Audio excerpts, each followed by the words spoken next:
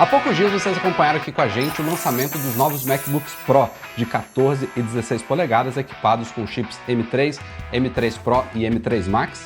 Não se preocupe que em breve a gente vai colocar as mãos nessa máquina aí para trazer um unboxing e hands-on para vocês, mas uma coisa que me chamou a atenção pessoalmente na apresentação foi quando a Apple falou que a tela dele teria cerca de 20% mais de brilho em relação à geração anterior, mas depois veio um detalhezinho lá, uma espécie de nota de rodapé dizendo que era para conteúdos SDR, ou seja, Standard Range. E aí a gente também tem uma classificação XDR, XDR e uma classificação de picos de conteúdo em HDR, em HDR.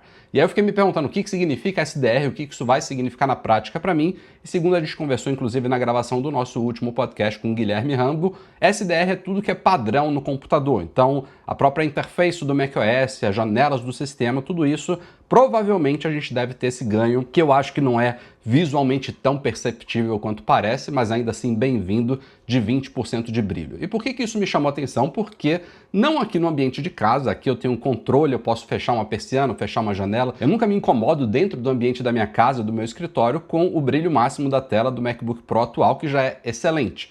Mas recentemente a gente estava, por exemplo, no MM Tour e um dia eu e o Edu a gente trabalhou diretamente da Apple Union Square lá em São Francisco, que tem muita luz natural, tem horas do dia que o sol bate diretamente sobre as mesas da loja e lá me fez falta, assim como em outras ocasiões nos últimos anos, de ter um pouco mais de brilho na tela do Mac. Tudo isso eu tô falando aqui para introduzir o tema desse vídeo aqui, que é um app chamado Vivid, que é um app que a gente já falou lá no site. Eu lembro da gente cobrindo ele tem 1 ano e meio, mais ou menos, lá no site. Vou deixar o link aí na descrição do vídeo, mas eu nunca tinha testado ele. E aí, quando a Apple anunciou esse novo MacBook Pro, eu falei, eu vou testar esse Vivid. Não é o único app que faz isso, esse vídeo não é patrocinado pelo Vivid, foi só o que eu escolhi para fazer esse teste aqui. Mas o que o Vivid e outros fazem, como o Better Display, acho que tem um chamado Lunar também, vocês podem conferir à vontade, eu estou demonstrando nesse vídeo o Vivid, mas o que ele faz é meio que desbloquear o brilho máximo da tela do Mac, mesmo quando você está num ambiente, digamos, SDR. Vamos conferir isso daqui na prática.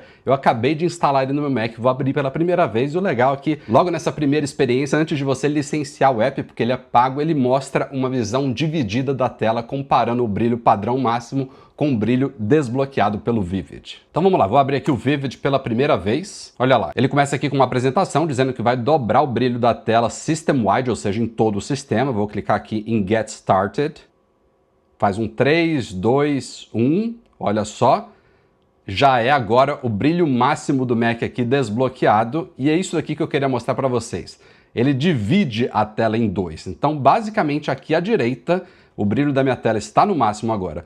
Essa parte à direita do meu Mac é o brilho máximo padrão do sistema, é o brilho máximo, no caso desse meu MacBook Pro aqui, em 500 nits de brilho. Na parte esquerda, que fica aqui dividida em split screen, é o brilho que ele desbloqueia por meio das APIs dele aqui, e nessa demonstração aqui fica muito fácil de ver o quão diferente que é o impacto que isso faz, e eu garanto para vocês que essa diferença aqui, desbloqueada pelo Vivid, é muito superior, por exemplo, ao que a gente vai ver no novo MacBook Pro, que passa de 500 para 600 nits de brilho em SDR. E pronto, o app já está agora licenciado, e uma das coisas que ele altera é o próprio controle aqui nativo de brilho do sistema. Vocês vão notar aqui que quando eu passo de certo ponto, um íconezinho do Vivid aparece na parte inferior, ou seja, esse estágio aqui, sem o ícone dele, é o brilho máximo nativo do Mac, que agora foi reduzido nesse controle porque ele abriu essa margem extra de brilho aqui. Então, eu passando desse nível aqui, agora eu estou no controle extra aqui do Vivid e posso chegar até esse brilho máximo aqui. Olha a diferença.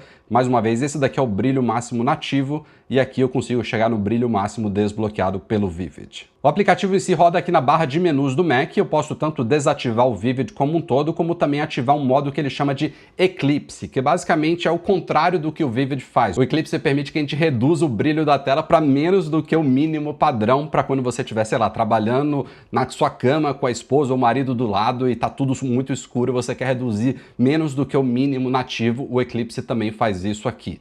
E de resto é muito simples, a gente tem uma área de preferências aqui que permite carregar ele no login, mostrar ou não o ícone de dock, sincronizar o brilho se você tiver múltiplos displays conectados ao seu Mac, esconder aquele indicador ali no controle de brilho se você quiser. Temos atalhos de teclado aqui para ativar o Vivid e o Eclipse, e é basicamente isso. E assim, A primeira coisa que eu acho que muitos de vocês estão se perguntando é se isso pode, sei lá, de alguma forma danificar a tela do Mac. Há uma pergunta sobre isso exatamente aqui no FAQ, né, na área de perguntas e respostas do site oficial do Vivid. E eles dizem aqui que o Vivid não faz o seu display fazer nada que ele não foi designado a fazer.